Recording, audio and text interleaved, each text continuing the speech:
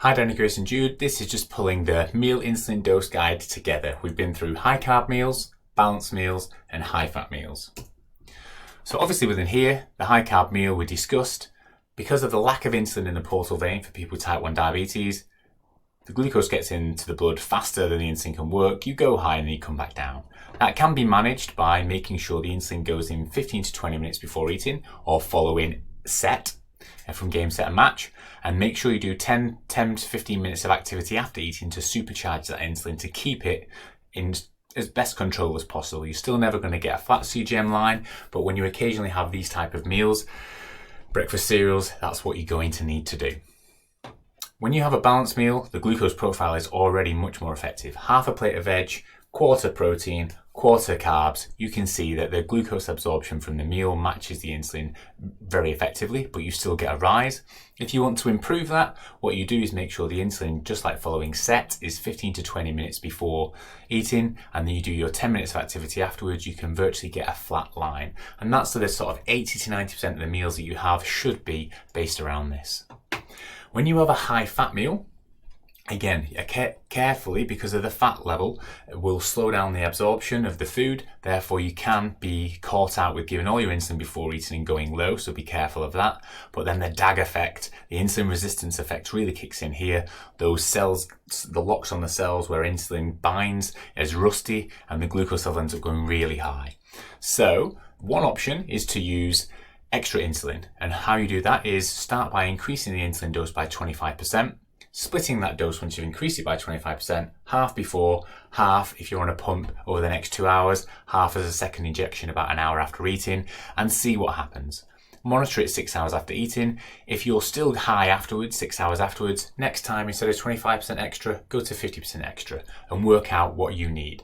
As I said, for me, pizza I need 100% extra, fish and chips I need 50% extra. It took me a while to work out for those.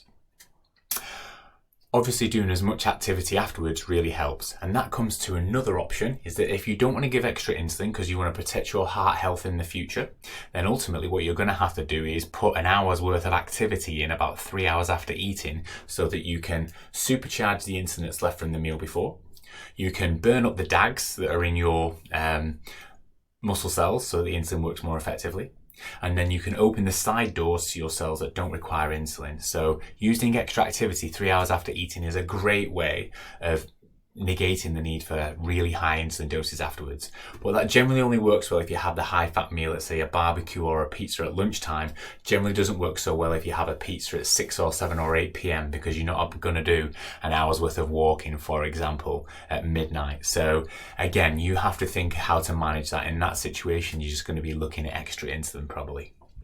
So that puts everything together that we've learned in this guide in one place, which you can obviously download from the glucoseneverlies.com.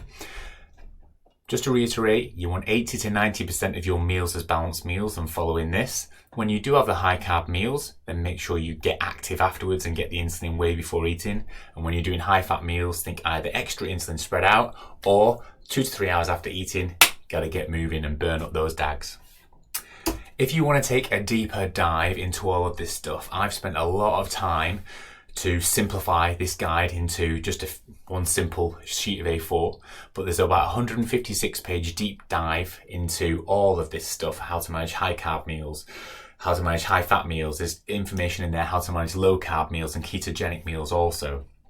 So that is a massive deep dive in there. I just have to give a huge shout out to Carmel Smart and her team over in Australia. A lot of the work within this guide is based on the mountains of research that they've done on meal dosing studies of people with type 1 diabetes. So you need to go and check them out. But I tried to summarize all that in this 156 page beast that I created into a master's module for some work. So I hope you enjoy that if you decide you want to take a deep dive. But I don't think, Danny, you'll be too keen on doing that. Maybe Grace and Jude in the future. You might be keen to have a look at that. So I hope you enjoyed the meal dosing guide. I guess the next thing to think about is the exercise guide.